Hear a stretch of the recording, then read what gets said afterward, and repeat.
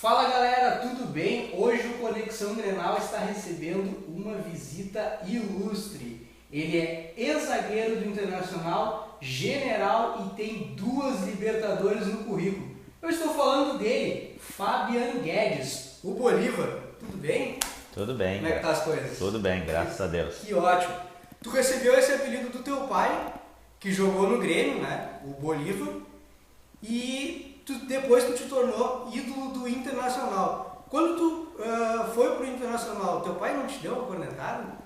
Um pouquinho, né? Depois, com o passar do tempo, sim, né? Mas nunca deixou de ser gremista. Mas ele acompanhava os jogos do Inter também, né? Acompanhava direto, até porque é o filho, né, que estava jogando e seguindo a carreira que ele teve também, tanto sucesso, né? Então, ficou muito feliz e contente. Pena que não foi no lado do Grêmio, ele tanto queria, mas foi no lado do Internacional e a gente conseguiu fazer uma grande carreira. Todo mundo te conhece como o zagueiro, Bolívar, mas no início da tua carreira tu foi lateral, né? Lá no Guarani de Venâncio Aires. Como é que foi essa tua mudança de lateral para zagueiro? De onde é que surgiu essa possibilidade de mudança? Então, eu comecei jogando de lateral no Guarani de Venâncio, né? E a minha carreira, toda a categoria de base, ela foi como lateral direito. Até a minha vinda para o Internacional, ela foi como lateral direito. E a partir de 2003, quando cheguei no Internacional, o primeiro ano eu acabei jogando de lateral, mas o Muricy viu um potencial para jogar como zagueiro, porque na época se usava muito jogar com 3 zagueiros, com 3 defensores. E como eu tinha facilidade já de jogar pelo lado, o zagueiro nessa linha de 3 era um jogador surpresa que sempre chegava muito bem. Então o Muricy viu um potencial nisso, mas a partir de 2004 e 2005, onde eu comecei a ter as minhas primeiras chances, e em 2006, que aí sim foi a consagração e a afirmação de ser um zagueiro, como aconteceu. Sim, e tu te destacou em 2003 pelo Guarani de Venâncio Aires e aí foi pro Internacional. Como é que foi essa vinda pro Inter e outros clubes estavam interessados no teu futebol naquela época? Então, foi uma partida e foi um lance bem curioso, né? Porque você fica sabendo depois tudo o que acontece e como foi a sua vinda para o Internacional, né? O auxiliar do Muricy Ramalho, o Tata, ele foi assistir uma partida entre 15 de Campo Bom e Guarani de Venâncio Aires para observar um zagueiro que se chamava Luciano Vieira. E naquela ocasião o zagueiro não foi muito bem na partida. E ele estava lá acompanhando, junto com o Chumbinho, que era o diretor na época, o Newton Drummond. E eu acabei me destacando e sendo o melhor jogador da partida, como lateral. E aí o Tata, ao término da partida, foi perguntar para a comissão do Guarani quem que era o lateral direito. E aí ele ficou sabendo que era o Bolívar. E o Bolívar para ele era muito familiar, porque o meu pai havia jogado com ele na Portuguesa, em São Paulo, com o Tata, porque ele também foi atleta. E perguntou se o Bolívar era do antigo Bolívar que jogou na Portuguesa. E responderam para ele que sim, né? Então, acabou as duas coisas ajudando, né? Eu indo muito bem na partida e o Tata já conhecendo meu pai, já sabendo que tinha um histórico familiar já de um jogador de futebol, acabou me trazendo para o Internacional. E aí, em 2006, a conquista da Libertadores inédita em cima do São Paulo, uma das coisas que eu mais me lembro da narração do Pedro Ernesto, que até deu problema em São Paulo, que é o Internacional rasga a camisa do São Paulo. Mas tu não participou do Mundial, né? Tu foi vendido pro Mônaco naquele ano. Tu te arrepende de ter ido pro Mônaco antes de ter conquistado o Mundial pelo Inter? Não porque eu já havia sido vendido na semifinal, antes de jogar contra o Libertad já. Já tinha sido vendido, mas era uma coisa que estava em off, né? Ninguém poderia saber isso e para o clube foi muito bom e para mim também foi muito bom isso. E então não me arrependo porque a gente não sabia se ia ser campeão. A gente sabia que estava muito bem na competição, que passando pelo Libertad e o São Paulo passando, a gente ia enfrentar o atual campeão mundial, que era o São Paulo, né? Sim, na sim. ocasião. Então, após passar o Libertad, eu sabia que eu tinha as 2 últimas partidas minhas no clube, porque já tinha um contrato todo pronto, tinha um contrato de seguro que o Mônaco fez com o Internacional, e eu acabei sendo campeão e 2 dias depois acabei viajando já para Mônaco para fazer as minhas temporadas lá. Então fica aquele gostinho de querer ter participado junto, mas também não deixo de fazer parte daquele grupo, porque sem aquela Libertadores não teria o Mundial. Então, sem dúvida nenhuma que eu faço parte também. Ah, sim. E aí tu foi então pro Mônaco, que é o clube francês, que era do Mbappé. E como é que foi essa experiência na França e como é que era o campeonato na época em relação a hoje? É muito parecido. Claro que hoje a maioria dos clubes, o Paris Saint-Germain, o Mônaco vem fazendo um investimento muito maior, né? A gente acompanha nas últimas temporadas que são esses clubes que vêm disputando o título. Nas 2 temporadas e meia que eu tive lá, o Lyon era a grande equipe do campeonato francês, que na época conseguiu 8 campeonatos franceses seguidos. Então, na época que o Juninho pernambucano jogava lá, então era um clube muito forte. E o Mônaco era a terceira força da França, então vinha o Paris Saint-Germain e depois o Mônaco. Então, hoje em dia o investimento ele é muito maior porque se trata de investidores que compraram o clube e acabam investindo para ter essa conquista, né? Então, tanto Paris Saint-Germain quanto o Mônaco hoje são liderados aí por pessoas com potencial financeiro muito grande. Então, sem dúvida nenhuma que hoje valorizou muito mais, mas foi um aprendizado muito legal, porque tive o prazer de morar num dos lugares mais lindos do mundo. A minha filha nasceu em Mônaco, é uma francesa, então é um motivo de orgulho muito grande. E a experiência também de poder ter jogado num grande clube da Europa.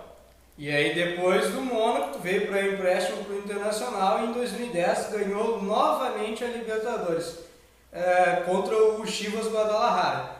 Como é que foi esse jogo, tu te lembra? E toda vez que tu veste a camisa do Internacional resultado de título na Serra? Então, eu sempre brinco que só voltei mesmo pela paixão que eu tenho pelo clube, por ter sido, depois do empréstimo, comprado novamente pelo Inter, né? Então, a partir dali, 2008, na minha chegada, eu já acabei sendo campeão da Sul-Americana com o Tite, né? Foi uma grande equipe que a gente teve também em 2008. E 2010 a conquista novamente da Libertadores. Então, num curto espaço de tempo, né, é muito difícil você pegar hoje atletas que em 4 anos ganham 2 Libertadores.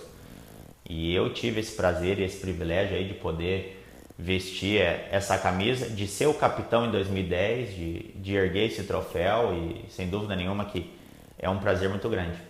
E será que se tu botar a camisa do Internacional de novo hoje, nem que seja por uma foto, o Inter vai ganhar uma Libertadores, uma Sul-Americana, uma Copa do Brasil, será? Eu tenho estrela. Cara, eu sou um cara que tem estrela, mas sou um cara que sou muito trabalhador naquilo que eu faço, né? Eu sempre brinco, onde eu coloco a mão, as coisas acabam dando certo, porque eu sempre priorizo pelo correto, pelo justo, e com muita dedicação e determinação. Eu acho que por isso esse espírito de liderança e de ser capitão eu conseguia transmitir aí para meus companheiros. Tanto é que é o apelido general, né? Talvez esse apelido general tenha sido por conta disso, né? Vem muito disso, né? O torcedor se identificou muito com isso. A banda Ataque Colorado acabou fazendo essa música porque via em mim um cara de muita liderança, um cara muito firme em todas as decisões que fazia e, sem dúvida nenhuma, um cara que colocava respeito dentro de campo. Ah, sim, sim. E aí, tu teve uma passagem pelo Botafogo, mas foi no Novo Hamburgo que tu fez parte dos Galácticos do Vale. Como é que foi essa experiência e o que faltou para aquela equipe do Novo Hamburgo chegar um pouquinho mais longe na competição? Então, eu sempre brinco que eu e o Magrão, a gente não teve o prazer de jogar no Real Madrid, mas a gente já foi um Galáctico algum dia, né? Mas eu acho que entre os Galácticos do Vale e os Galácticos de Madrid, quais são os melhores? Ah, sem dúvida nenhuma, os de Madrid. A gente montou uma grande equipe, né? Hoje, naquela ocasião, comandada pelo Roger, né? Que hoje é um dos grandes técnicos do futebol brasileiro.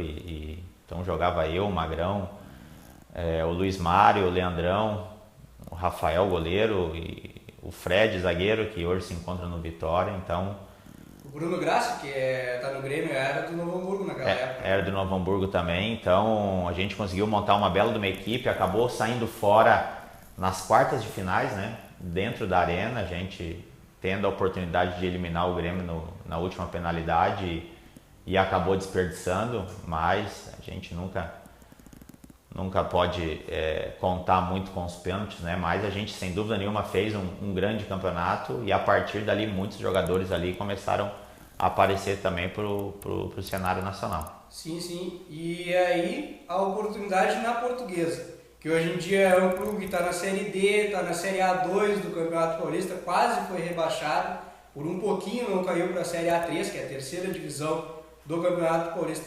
Naquela época que tu jogou lá, já dava para ter uma noção que a Portuguesa ia se tornar, ia ter essa queda brusca? Eu acho que sim, porque a gente sempre fala que quando é mal administrado, não só o futebol, acho que qualquer profissão, qualquer empresa, quando ela é mal administrada, você corre sérios riscos de estar em queda livre, né? E a Portuguesa, quando eu cheguei lá, mostrou muito isso. Foram 3 meses lá e 3 meses sem receber, então sempre é muito difícil e a gente vê a crise que o clube se encontrava. Então a gente fica triste porque é um clube que tem muita tradição no nosso futebol e fica chateado por ter vestido a camisa e ver o clube numa situação como essa. Mas infelizmente isso são coisas que as pessoas plantam e acabam colhendo mais tarde, mas de uma maneira totalmente errada, né? Então a gente espera que possa ter uma reviravolta e a Portuguesa voltar a ser grande novamente. E por que depois que não continuou a tua carreira por mais um período, tu recebeu proposta para voltar para o Rio Grande do Sul ou para outro estado? Tinha algumas propostas, mas com essas questões de salário atrasado, e eu já tinha passado isso no segundo ano de Botafogo, e depois na Portuguesa, você acaba se desgostando um pouquinho, sabe? De tanta coisa errada, de tanta promessa. E eu sempre fui um cara que nunca aceitei essas coisas erradas. Eu não sabia ver companheiros, eu, graças a Deus, já bem estruturado financeiramente, e você vê jovens jogadores jogando e tendo dificuldade para pagar uma conta de luz, uma conta de água e vindo pra gente, que eram os líderes do grupo, para pedir uma ajuda. Então você acaba se desgostando um pouco daquilo. Então eu procurei colocar na minha cabeça que era o momento de parar e parar bem, né? Eu digo fisicamente e com uma história muito bonita no futebol. E tentei começar uma carreira como empresário, mas hoje já faz 1 ano já que eu estou me preparando para ser técnico de futebol e desde o início de janeiro já venho me preparando aí. Recebeu propostas para ser treinador já no Campeonato Gaúcho agora? Algumas já, mas a gente tá conversando ainda. Mas eu espero agora em outubro concluir o curso da CBF que eu vou fazer. Sim. E para depois sim pensar em assumir alguma equipe. Vai ser melhor que o Guardiola, será? Eu vou me preparar, não digo melhor, mas a gente tem que se espelhar nessas pessoas, né? Eu sempre procuro, como atleta era assim, procurar sempre se espelhar e ficar e tirar o que há de melhor dos grandes atletas, dos jogadores em que eu pude atuar, no caso como Seedorf, Forlan, caras que foram acima da média. E então, os treinadores, sem dúvida nenhuma, que o Guardiola, o Tite, que eu tive o prazer de trabalhar, são caras que eu vou procurar trilhar esse caminho de vitórias. Bolívar, vamos fazer o seguinte, não sei se tu topa, um bate-bola rapidinho, que tal? Vamos lá. Então, a primeira pergunta é meio polêmica, vamos falar um pouquinho baixinho. Em 2005, o Inter foi considerado campeão moral brasileiro? Foi, ó. Eu acredito que sim. Acredito que sim. Aquele pênalti no Tinga? Aquele pênalti no Tinga, foi verdade. Qual o atacante mais folgado que tu já jogou contra? Aquele que chegava e começava a falar coisas, te provocar. Te lembra de algum muito folgado que tu teve vontade de dar uma chegada perto dele, assim, pra ver se ele... Nenhum, cara. Nenhum, até porque eu não dava chance pra isso. Eu já no início do jogo eu já colocava respeito, eu não dava chance pra... mostrava a caixa de ferramentas. Pra não dar chance, pra não ficar fazendo firula. E qual foi o zagueiro o atacante que tu enfrentou, que tu... assim, que era muito bom, que eu pensava, meu Deus, como é que eu vou fazer pra marcar esse cara tá com um diabo no corpo? Eu peguei o Neymar logo no início, a gente não precisa nem falar o que era. E o Ricardo Oliveira também. Tanto em 2006 quanto em 2010 a gente se enfrentou. E hoje a gente vê jogando aí, você imagina há 5, 6 anos atrás. É um cara que estava voando e extremamente inteligente. Bom, vamos fazer uma brincadeira então de todos os jogadores com quem tu jogou. Qual seria o teu goleiro, teu companheiro de zaga e os laterais? Cara, meu goleiro seria o Klemer. Lateral direito, Ney, o Índio e lateral esquerdo, Kleber. E a pergunta que talvez o pessoal de casa mais queira saber, Tyson ou Messi? Realidade, né? O Tyson. Pegar o Tyson. No vestiário eu brincava muito com essa comparação do Vini. Brincava, cara. Brincava porque a gente não tem como comparar, né? O Messi é um cara de outro planeta, mas o Tyson... Eu digo, pro momento que a gente vivia, era um cara fora do normal. Em 2006, tu foi companheiro do Fernandão, que foi um cara que tanto gremistas quanto colorados idolatram por quem ele foi como pessoa e como jogador. Alguém que não precisa falar, né? Se tu tivesse a oportunidade de encontrar ele na tua frente, o que tu faria? O que tu falaria para ele? Agradeceria, né, por tudo que me ensinou, né, em 2006, 2005 e 2004, que eu tive o prazer de trabalhar com ele, eu acabei conhecendo um cara extremamente profissional, um cara que me ensinou tudo aquilo que eu fui como líder, como pessoa, como ser humano. Então, só tinha que agradecer ele e dizer que acabou indo cedo, tinha muita coisa para deixar, mas sem dúvida nenhuma deixou um legado aí para as pessoas que estiveram ao seu lado. Bolívar como treinador, qual o clube que ele sonha em treinar? De início, eu quero, muito sinceramente, treinar uma equipe do interior, cara. Fazer um grande trabalho no interior, como a grande maioria dos treinadores fizeram. Mas almejar clubes de ponta do Brasil aí, quem sabe da Europa também. Bolívar, muito obrigado, o papo foi muito bacana, tu não precisa nem falar sobre a tua carreira no Internacional. Eu agradeço a tua presença aqui e eu aposto que o pessoal de casa vai adorar a entrevista com o Bolívar. Valeu, parceiro. Um abraço. Tudo bem pra ti. Valeu, Sucesso na tua igualmente. nova carreira. Valeu, muito obrigado.